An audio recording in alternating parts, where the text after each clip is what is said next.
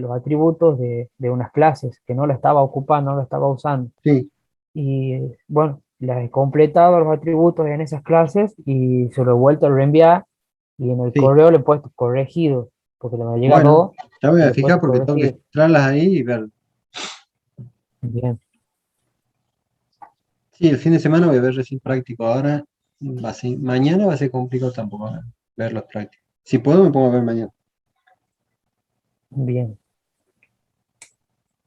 Bueno, les paso unos videos sobre lo que es la teoría de base de datos y por ahora no va a estar el enunciado del práctico siguiente.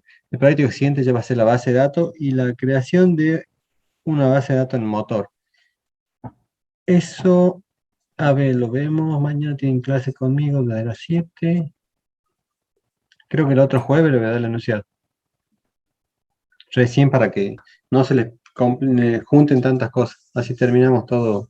¿Qué le pasa a Lourdes que se pone cara de Es tristeza? fácil, base de datos, profe. Ya lo va a O sea, es ver. sencillo.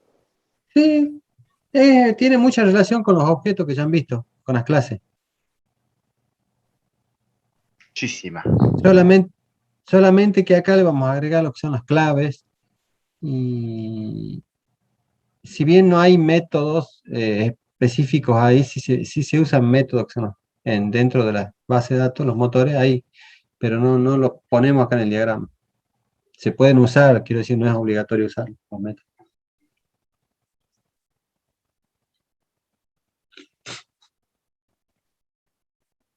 Así que, Son largos los videos, profe, que tienen no, para uno de mostrar. 6 minutos y el otro dura 14. Son 20 Bien, minutos. bien. ¿Puede mandar después cómo se instala el SQL Server, profe? ¿O cuál versión vamos a usar? Mira, te está bajando la versión 19 ¿Qué SQL vamos a usar, profe? el server. Bien, o sea que vamos Vamos a a usar usar ese MySQL. y tenemos. Lo que pasa es que yo le he conectado una vez. Mañana ya, profe. ¿Cómo? Mañana. Si Ok. Dios quiere y anda, tengo que reiniciar la computadora, por eso no lo hice. Como reinicia, o sea, lo instala y me da un error, me dice, porque yo tenía una instalación anterior que no sé qué le habrá pasado, porque creo que la desinstalé. Entonces, me pide que reinicie la compu y no le podía reiniciar hoy la compu porque estaba. Yo la cierro nomás la notebook y la vuelvo a abrir y no se ha dado por. Suspende De nomás. reiniciar la esta me demora un siglo, así que no la quiero reiniciar todavía. O sea, apaga y vuelve a prender. A eso me refiero. Y tengo un montón de pantallas abiertas que no le he descargado, así que. Profe, sería el SQL Server Express, el que es la versión El gratuita, Express. ¿sí está en la página? Sí, ya les muestro, les comparto. Les comparto, a ver, ya me conecto con otra y les digo dónde van a entrar.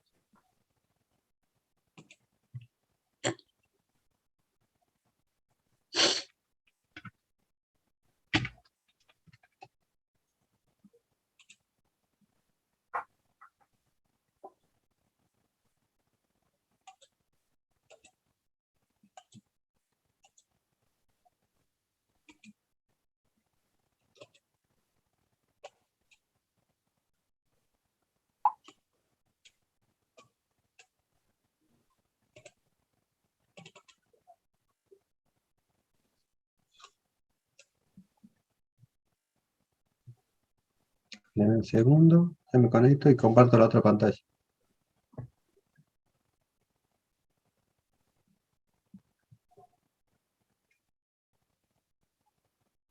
Profe, que después lo puede compartir a los videos en el grupo para que los veamos, porque yo ya me voy a retirar en un ratito porque tengo que trabajar. A ver, ya te lo estoy mandando. Bien, gracias.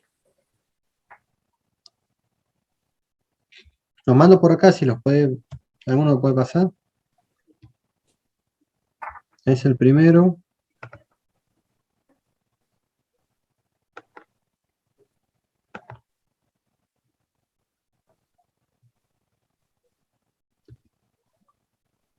Y es el segundo.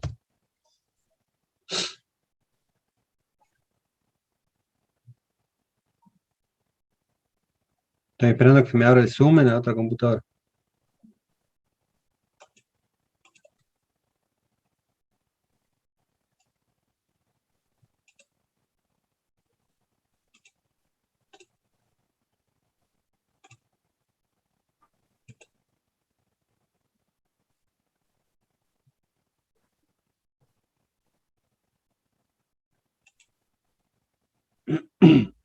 Bien.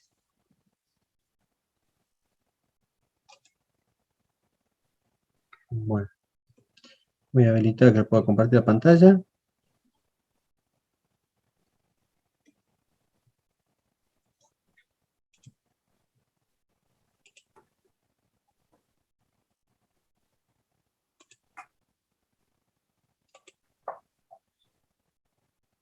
¿Qué es lo que van a bajar ustedes?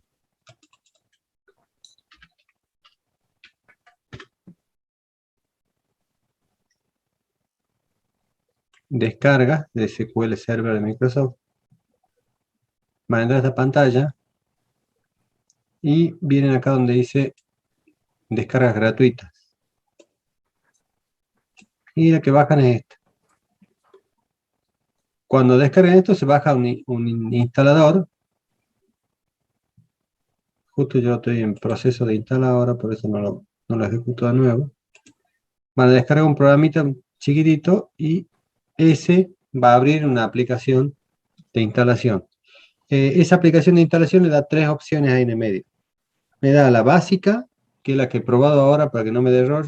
Después probo la personalizada del medio, que no me dejaba instalarla. Y por último me da una opción para descargar el archivo, cosa de que, ¿para qué me sale eso? La tercera opción de la derecha es, por ejemplo, si yo no tengo internet, voy a internet en mi casa y en otro lado lo puedo descargar, utilizo esa tercera opción. O sea, yo voy a descargar acá, me va a descargar un programita chiquitito.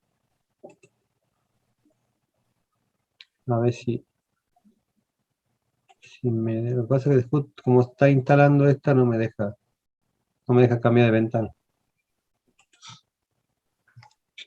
Me descarga un programita chiquitito, ese me va a dar tres opciones. La primera es una versión reducida, mínima. La segunda es una versión más completa, que es, se van a dar cuenta porque ocupa casi un tera, un giga de descarga. Y la última es para que se descargue el archivo y lo instale en otra computadora. O sea, me lo llevo en un pendrive, en lo que sea. Y ese es recomendable para que no tenga buena conectividad. Entonces lo puede descargar en otro lado y se lo lleva al archivo y lo instala tranquilo en la casa.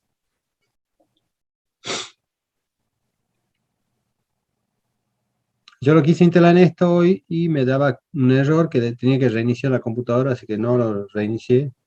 Directamente me puse a instalarlo de nuevo, pero acá. Por eso estoy comparando y estoy esperando que termine el... Entonces, ¿cuál seleccionamos, profe?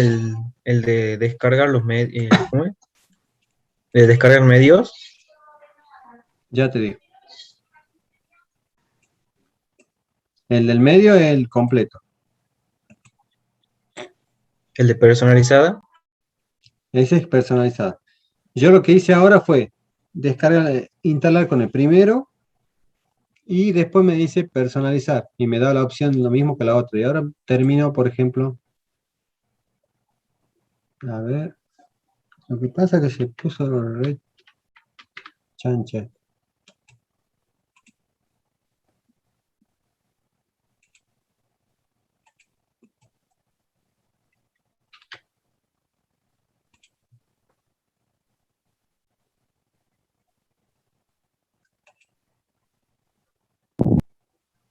A ver.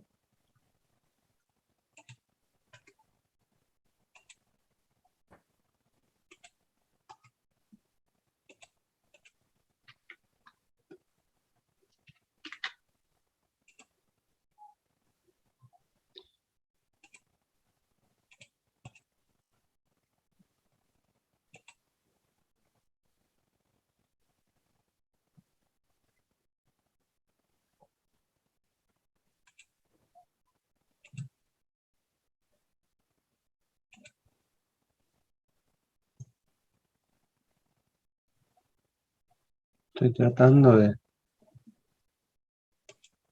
que no se me salga del todo. Ahí he vuelto.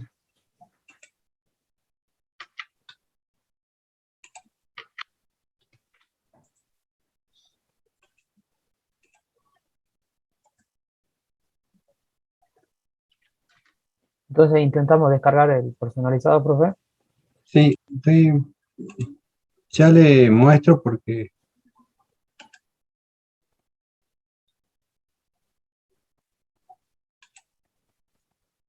si está clavada la otra compu, lo voy a reiniciar.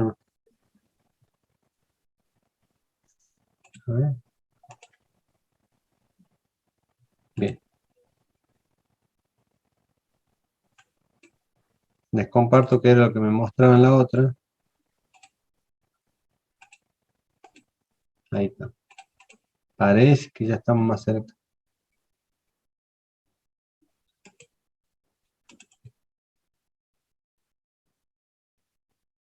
Me descarga este archivito chiquitito. Bueno, esta fue la instalación sencilla, me quedó así. Y después yo hice personalizar y terminó completo. Ahora voy a ver si lo instalo completo. Pero al ejecutar esto, bueno, hay otra instancia de ejecución, cierro, cerrar. Pero no.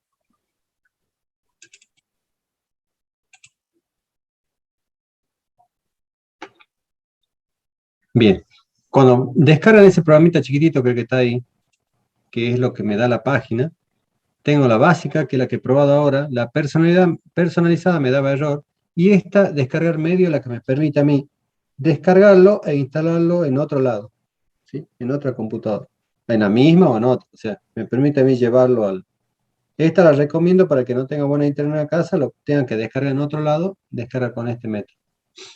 La básica es una instalación sencilla, básica, rápida, por lo menos no me dio error. La personalizada sí me estaba dando error, que me decía que reinicie, que tenía problemas con la versión antigua y todo lo demás. Entonces, una de esas tres opciones eligen. Normalmente la personalizada tiene que andar bien, así que, pero a mí por algún motivo no me dejaba andar. Profe, ¿le puede pasar el link de donde sacó ¿De un qué? instalador? Si ¿Cómo? podría pasar el link. El link es buscar directamente la página. No hay un link. Ya te muestro. Directamente vas a la búsqueda.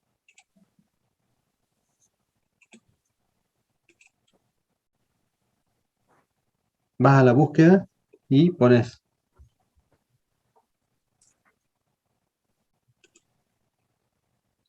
SQL Server.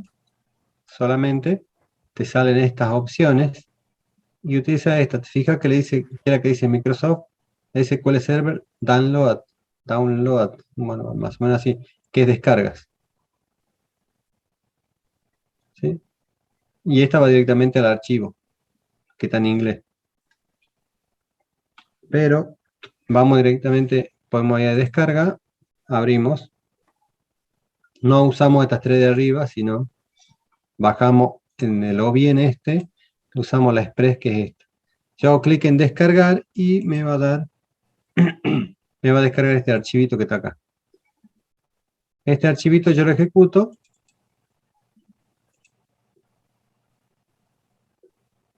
y me da tres opciones. La personalizada, que es más grande, la básica, que son como 200 megas, y la que me permite descargar completo, pero para instalar en otro computador o en otro momento.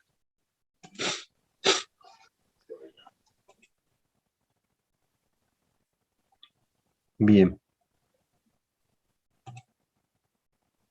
Voy a ver si lo instalo el SQL ahora.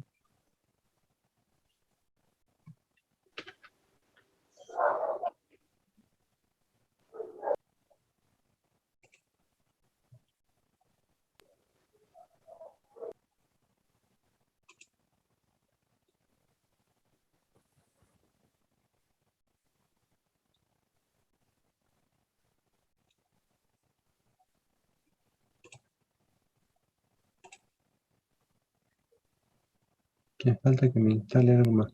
¿Eh?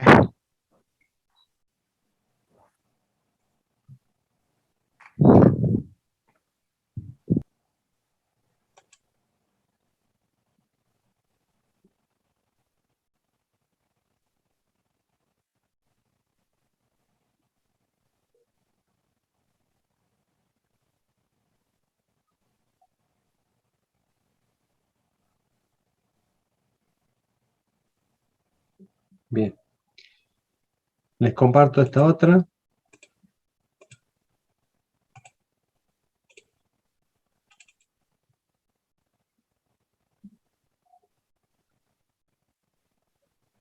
Como muestra la versión mínima, me permite hacer instalación de las cosas. Necesitamos instalar esto, la herramienta de administración de SQL Server. Pues yo instalé la mínima porque la otra me daba error. Yo te recomiendo descargar la personalizada entonces. Es que la personalizada ya te da todo esto, ¿ve? Ahora lo tengo que instalar por separado. Pero a mí me ha dado error la personalizada. Ahora, de esto, estos dos son los que van, miren, tienen una instalación, si hacen la reducida, ¿cómo hice andar esto? Vamos a SQL cuando instala.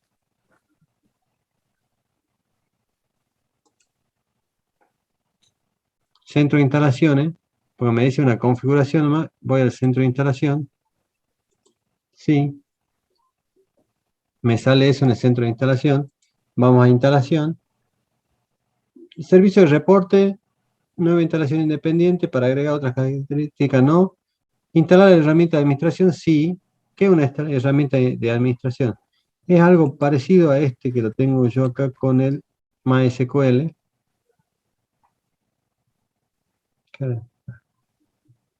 Esperen un segundo. Es una herramienta de administración.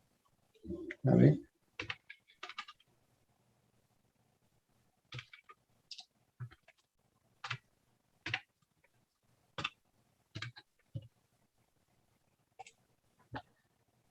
Una vez que se descarga la personalizada, profe, que directamente ya manda al programa o hay que...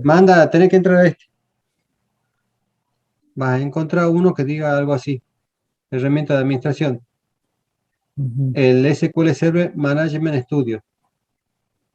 Ese que te permite crear y ejecutar el código SQL. Y este otro, el que te hace la integración con el Visual Studio. Lo puede tener o no. Te crea, digamos, como una ventanita más en el Visual Studio donde ya tenés la base de datos conectada directamente. ¿Sí? Lo puede hacer como no. Es indistinto. Puede usar lo mismo el motor con o sin, este vínculo. Digamos que es una comodidad porque es como que es como una herramienta que la tenés ahí al lado donde vos estás haciendo el diseño. Pero con que tenga esta, que es la que voy a poner ahora, la herramienta de administración, Bien. voy a ver si me toma. Yo hice la básica. Yo ya estoy terminando de descargar a la otra, la personalizada. Voy a buscar bajar el SQL Server, porque yo hice la básica porque me daba error la otra. Vamos a bajar la de la administración. 642 megas. ¿Y qué más? Bueno, ¿qué es una herramienta de administración? Esta es de MySQL. Y estas son las bases de datos. Por ejemplo, acá tienen unas de ejemplo. Una base de datos tiene esta forma, este dibujito como un tacho que está acá. Y cada una tiene adentro tablas. ¿Qué son las tablas? Las tablas tendrían como una especie de correspondencia con las clases. ¿Por qué? Porque una tabla, por ejemplo, si fuera expediente, tabla carátula, tendríamos columnas, y la columna tiene sus atributos, que podríamos decir que acá se llaman campos, pero no dejan de ser como atributos. Con la diferencia que acá tenemos los índices, claves primarias y secundarias, y foráneas, perdón. Y los triggers vendrían a ser como métodos, que no tengo ninguno escrito ahí.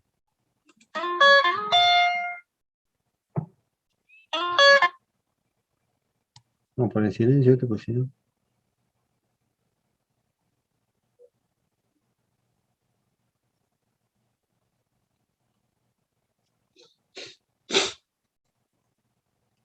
Recién habíamos hecho una con los chicos de Santa Lucía, pero eso lo vamos a dejar para mañana. Necesito que veamos un poco de teoría hoy. Quiero que voy a poner los videos ahora. Y vamos a trabajar con algo parecido a esto mañana. Este también tiene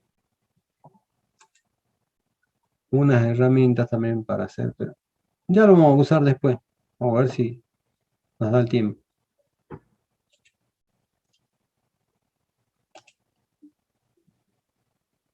Bueno, vamos a los videos, que ya le pasé los links ahí. Bueno, profe, permiso, yo me voy a Sí, retirar.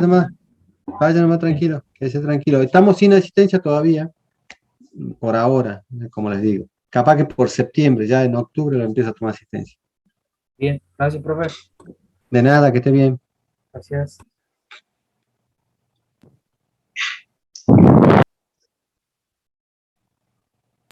Profe, Sí, utilizar el Mayaman Studio, que ya lo tenía instalado. vos. Sí.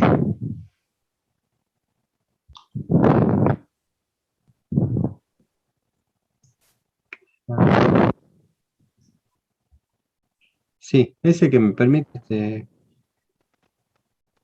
ahora que no puse compartir con sonido.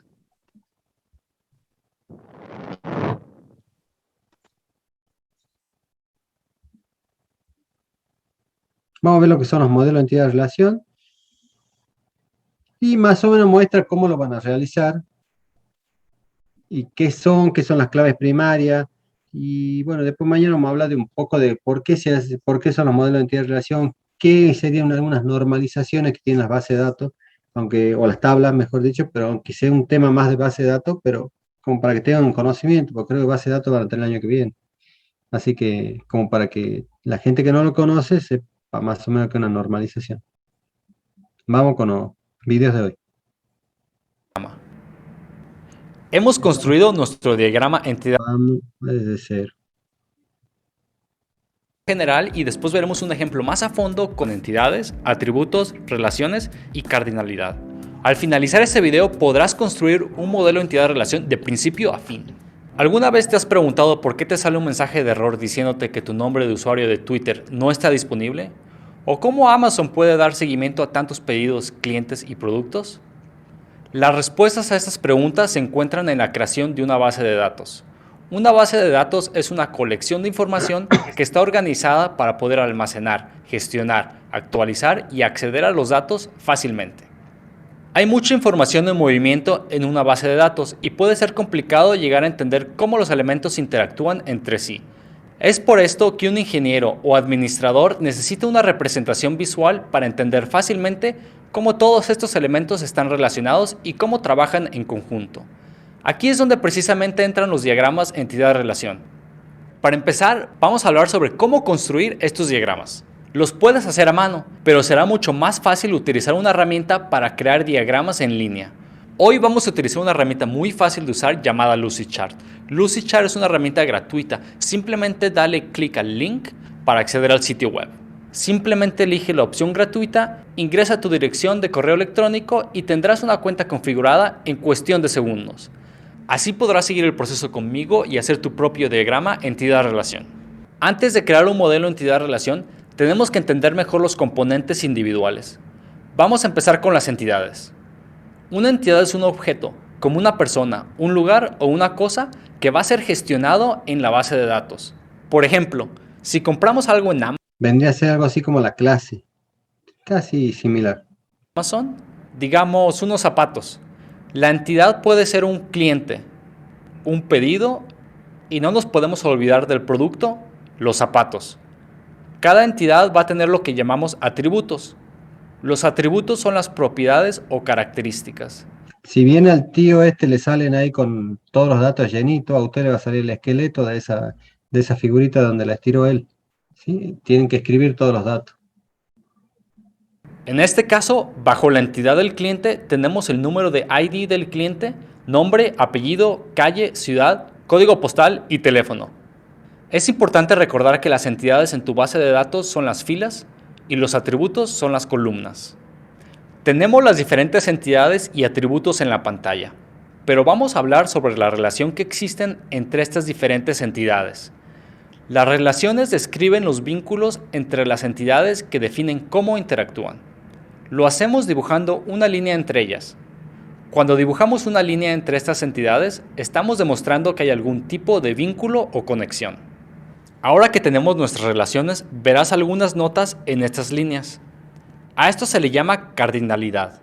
La cardinalidad define la relación en un contexto numérico, en particular en mínimos y máximos. Por ejemplo, en el lado derecho puedes ver diferentes tipos de cardinalidad. 1, muchos, 1 y solo 1, 0 o 1, 1 o muchos, 0 o muchos. No te asustes si esto todavía no tiene mucho sentido. Vamos a ver algunos ejemplos que te ayudarán a entenderlo. Continuemos con la relación y la cardinalidad que existe entre un cliente y el pedido. La mejor forma de hacerlo es pensar de forma lógica. Tenemos que pensar cuál es el número mínimo de pedidos que puede hacer un cliente y cuál es el número máximo de pedidos que un cliente puede hacer. Vamos a empezar con mínimos. ¿Cuál es el número mínimo de pedidos que puede hacer un cliente? Puede haber un cliente, pero puede haber 0 pedidos. Para mostrarlo, tendremos el símbolo del 0. Ahora vamos a pensar en el máximo. ¿Cuál es el número máximo de pedidos que puede hacer un cliente? Como puedes imaginar, un cliente puede hacer un número infinito de pedidos. Para mostrarlo, utilizamos el símbolo de 0 o muchos. Ahora vamos a hablar de la relación mínima y máxima entre los pedidos y los clientes. Nos hacemos las mismas preguntas. ¿Cuál es la cantidad mínima de clientes que puede tener un pedido? ¿Y cuál es la cantidad máxima de clientes que puede tener un pedido? Un pedido específico solo puede tener un cliente. Imagínate la confusión que se crearía si el mismo pedido tuviera varios clientes. En este caso, solo puede haber y solo un cliente para un pedido. Y lo mostramos utilizando este símbolo. Sigamos con la relación o cardinalidad entre pedidos y productos. Hagámonos las mismas preguntas. ¿Cuántos productos puede tener un cierto pedido? Para que exista un pedido, tiene que tener un producto, pero puede haber muchos productos en ese pedido también. Para mostrarlo en nuestro diagrama, cambiaremos la notación. Ahora nos preguntamos la misma pregunta al revés. ¿Un producto puede ser parte de cuántos pedidos? Un producto puede formar parte de ningún pedido, pero también puede ser un producto de muchos pedidos. Vamos a utilizar la notación de 0 o muchos en nuestro diagrama. Hemos construido nuestro diagrama entidad-relación. Este ejemplo ha sido algo pequeño, pero tiene los cimientos para construir diagramas de entidad-relación complejos. Aunque pueda parecerte un poco abrumador al principio, simplemente revisa la lógica parte por parte y podrás construir diagramas completos y complejos. En este diagrama también puedes ver que hay otros elementos como PK y FK. Estos elementos son claves primarias y claves externas o foráneas, algo que explicaremos en otro video. Bueno, vamos al otro video, así. Ahí habla de las claves primarias y secundarias. ¿Vieron cómo son las entidades de relación? Van a ver que tienen la clave, el nombre del campo, no dejan espacio, y el tipo de dato que es. Muy parecido a lo que son las clases.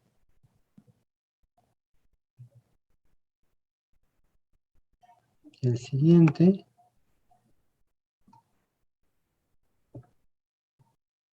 Y el otro.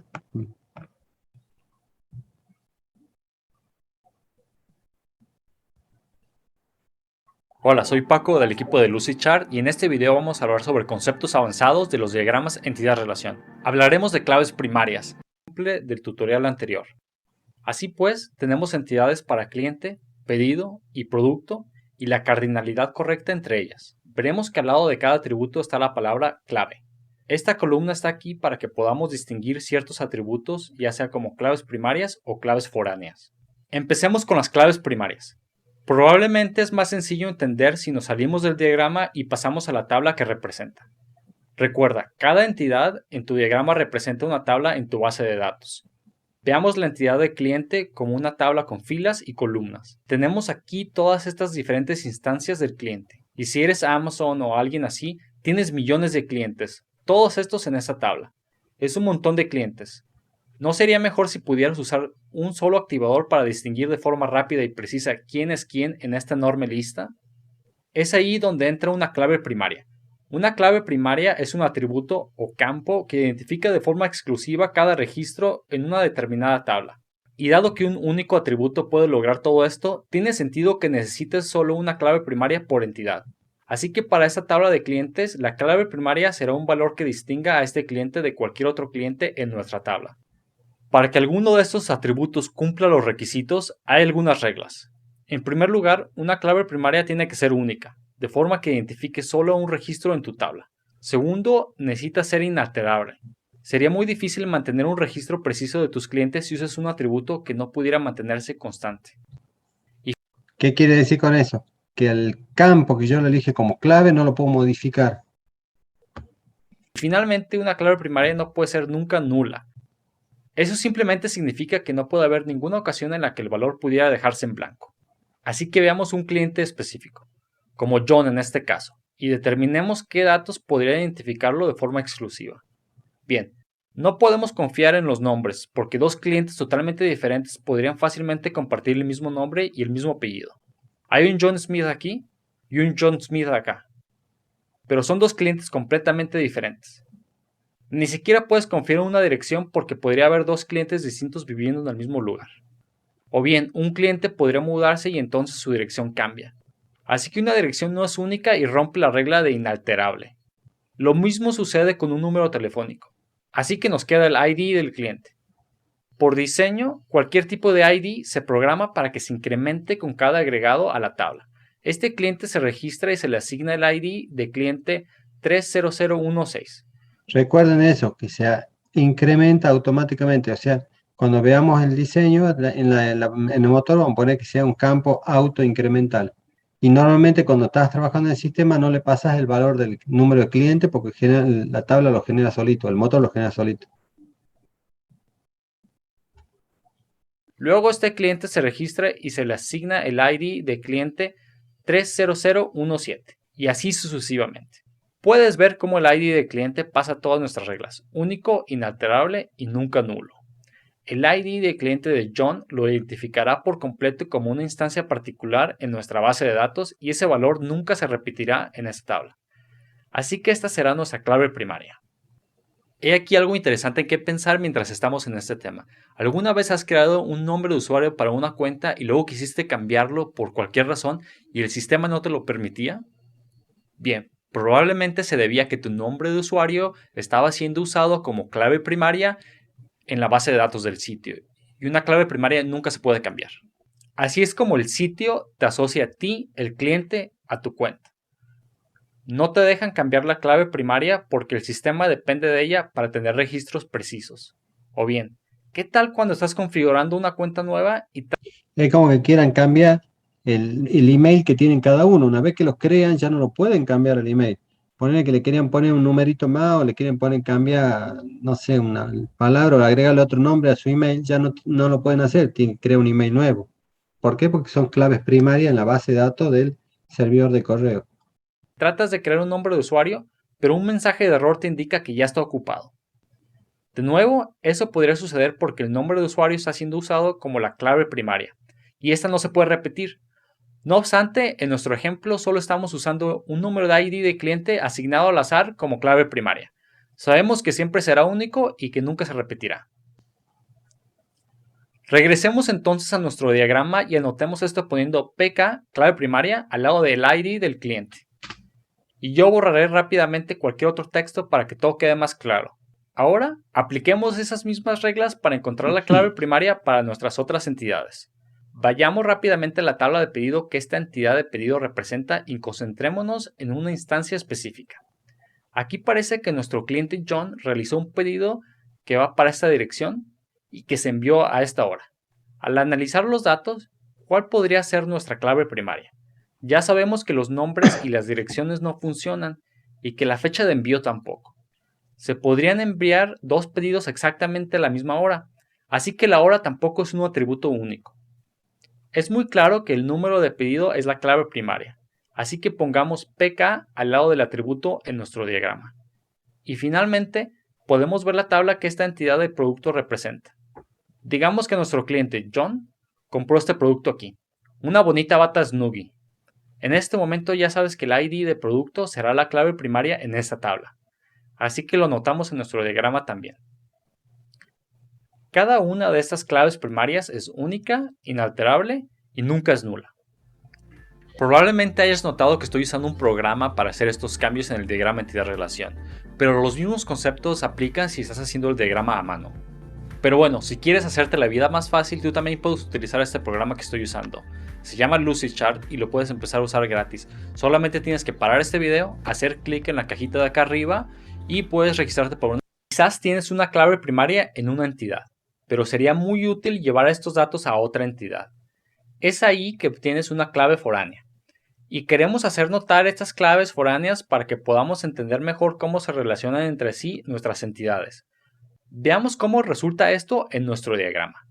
Ya hemos establecido el ID de cliente como la clave primaria para la entidad de cliente. Sin embargo, el mismo atributo también está aquí en la entidad de pedido. ¿Por qué? Porque para cada pedido que registramos queremos saber exactamente qué cliente realizó este pedido. La entidad de pedido simplemente hace referencia al ID de cliente desde la entidad de cliente. Eso lo vuelve aquí una clave foránea, por lo que la marcaremos como tal. Y podemos seguir mostrando esa relación en nuestro diagrama ajustándola de forma que coincida con las claves. O sea que la clave foránea es un campo que me permite acceder a otra tabla, ¿sí? Que me permite referenciar la clave primaria de otra tabla. O sea, si yo con el pedido puedo saber quién es el cliente mediante la clave foránea. Primarias y foráneas. Simplemente movamos estas patas de gallo para que coincidan con los atributos PK y FK. Eso reafirma el hecho de que esta clave foránea en la entidad de pedido hace referencia a la clave primaria de la entidad de cliente. Repasemos cómo funciona esta clave foránea analizándola en la tabla de pedidos. Aquí están todos nuestros pedidos. Si vemos un pedido específico, vemos que tiene un ID de cliente de 30016. Esta es una clave foránea porque hace referencia a la clave primaria en la tabla de clientes. Ahora sabemos exactamente con qué cliente estamos tratando al analizar este pedido específico. Así que John hizo este pedido. Pero miremos más abajo. El mismo ID de cliente se repite porque John realizó otro pedido. A diferencia de la clave primaria, las claves foráneas no tienen que ser únicas. Se pueden repetir en una tabla. Si John compró mucho, su ID de cliente se repetirá mucho. Otra diferencia entre las claves primarias y foráneas es que puede haber múltiples claves foráneas en una entidad. Digamos que para cada pedido también queremos saber qué producto se está vendiendo. Agregaríamos el ID de producto a nuestra tabla. Y así es como se vería nuestro diagrama.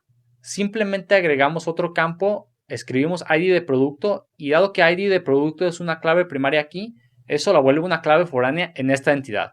Ahora tenemos dos claves foráneas en nuestra tabla de pedidos. También hay algo que se llama clave primaria compuesta. Una clave primaria compuesta se usa cuando se requieren dos o más atributos para identificar un registro en una tabla. Digamos entonces que creamos una entidad de envío, la cual tiene estos atributos. Y luego veamos cómo se vería la tabla correspondiente para explicar mejor esto. Digamos que John pidió una bata Snuggie estándar y luego una con diseño de cebra. Todo es un pedido, pero se envían en dos envíos diferentes. Al analizar esas dos filas y cada uno de estos atributos, no podríamos confiar en ninguno en particular que nos diera un registro único. El número de productos se duplica cuando alguien más compra la misma bata Snuggie de cebra. De esta forma no es un registro único en esta tabla. Un pedido podría convertirse en un par de envíos diferentes, como en el caso de John. Así que el número de pedido tampoco es único. La hora en la que se hizo el encargo en la tarjeta se duplicaría si alguien más paga su envío exactamente a la misma hora. Y lo mismo para la hora de empaquetado y la fecha de envío. Ninguna es única. Así que al parecer ninguno de esos atributos nos daría la clave primaria que estamos buscando. Pero ¿qué tal si tomaríamos dos de esos atributos y los combinaríamos para crear un valor único nuevo? Como el ID de producto y el número de pedido. Tomemos esos dos valores para cualquier instancia, combinémoslos y se obtiene un valor que no se repetirá. Eso es una clave primaria compuesta. Ahora, la clave primaria para este envío es diferente de la clave primaria para este envío. Técnicamente podríamos llamar a esto una clave combinada porque estamos usando dos claves foráneas, pero la gente generalmente solo dice clave compuesta, como término general. En todo caso, regresando a nuestro diagrama, observas que hay una clave primaria compuesta con múltiples marcas PK. Esto no significa que hay dos claves primarias, significa que ambos atributos son necesarios para crear una clave primaria compuesta. Hay aquí un par de reglas al crearlas. La primera usa la menor cantidad posible de atributos. La segunda no usa atributos que tienden a cambiar porque podría complicar las cosas. Y podrías preguntarte, ¿por qué no crear simplemente un atributo de ID de envío para no tener que enfrentar este escenario? Desde luego podrías hacerlo, es totalmente válido. Y en realidad es todo un debate entre algunas personas si debería uno siquiera molestarse en crear claves primarias compuestas. Pero todo depende de la base de datos que estés creando y de si hay ciertos escenarios en los que tenga sentido usar una clave primaria compuesta. Otra cosa de lo que podemos hablar aquí es una tabla puente. Cuando estás creando un diagrama entidad-relación es importante preguntarse, ¿qué más debo registrar en mi base de datos? En ocasiones tendrás dos entidades conectadas entre sí, pero sucede algo más de lo que estás representando. Es entonces cuando necesitas usar una tabla puente. Para ilustrar este punto, voy a simplificar nuestro diagrama de cliente y producto solamente. ¿No podríamos ahora simplemente crear una relación directa entre estas dos entidades? Un cliente puede comprar 0 o muchos productos y cierto producto puede ser comprado por 0 o muchos clientes. Claro, conceptualmente esto funciona. Sin embargo, de la forma en que esto está definido, no sabrás cuándo un cliente compró ese producto, no sabrás si los compró todos a la vez o si regresó a comprar más en momentos distintos. Estarás a oscuras sobre muchos detalles con respecto a la interacción entre estas dos entidades. Y este problema ocurre con frecuencia cuando tienes una relación de muchos a muchos. Es ahí que entra la tabla puente. Una tabla puente permite una relación intermedia de uno a muchos y te da la información que te hace falta. En este ejemplo, una tabla puente sería la entidad de pedido. Pongamos eso en el diagrama. Puedes ver cómo divide la relación de muchos a muchos y ahora cada vez que un cliente compre un producto, vamos a tener un registro de esa interacción en nuestra tabla de pedidos. Así, a medida que crees o modifiques tu diagrama entidad-relación, asegúrate de preguntarte si estás obteniendo toda la información necesaria y usa tablas puentes para reflejar estos datos. Si quieres empezar a agregar detalles más específicos a tu diagrama entidad-relación, puedes hacerlo agregando tipos de datos para cada atributo. Esto puede ser realmente útil, especialmente si harás cierta programación fuera de este diagrama. Por lo tanto, usamos una figura de entidad con 3 columnas y especificaremos el tipo de datos que queremos en el extremo derecho. Para el ID de cliente, devolveremos un número entero. Eso nos dará un número similar a 501422. Y estos atributos serán varchar, que son textos de longitud variable, lo que significa que puedes usar diversos caracteres y luego definir un límite de caracteres en paréntesis de esta forma. Así, para el número telefónico, por ejemplo, tendrá 10 dígitos para adecuarse al formato de teléfono estándar. Hay varios tipos diferentes de datos y cosas que no detallaremos, pero solo debes saber que puedes incluirlos en tu diagrama entidad-relación si quieres obtener más detalle técnico. Gracias por ver este tutorial sobre diagramas entidad-relación. No te olvides suscribirte a nuestro canal para...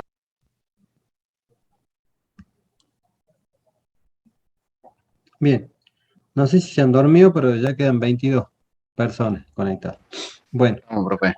eso es como parte de la teoría de lo que es los diagramas de entidad-relación y lo que es el dibujo del diagrama de entidad-relación en el Lucidchart. Como vieron en unos videos, ese dibujo lo pueden convertir en código que se va a ejecutar en el motor. Sí, creo que en el primero le decía. Recuerden, ese código le permite, o sea ustedes hacen el diseño del modelo y ese le genera un código y ese código va al motor y no tienen ni que hacerlo, digamos, las tablas se autogeneran con el diseño. De todos modos, vamos a ver de las dos formas, o sea, cómo crear un motor, cómo crear una base de datos en el motor directamente y cómo lo hacemos a través del código que generan estos diseñadores. Bueno, chicos, los dejo acá, vayan a descansar o a ver partido, o no sé, o vayan a verlo. Aquí no querían ver a Huguito Flores, no me han contado cómo le ha ido. Entonces, nos vemos mañana, Profe. si les parece. Nos vemos, profe. Nos vemos.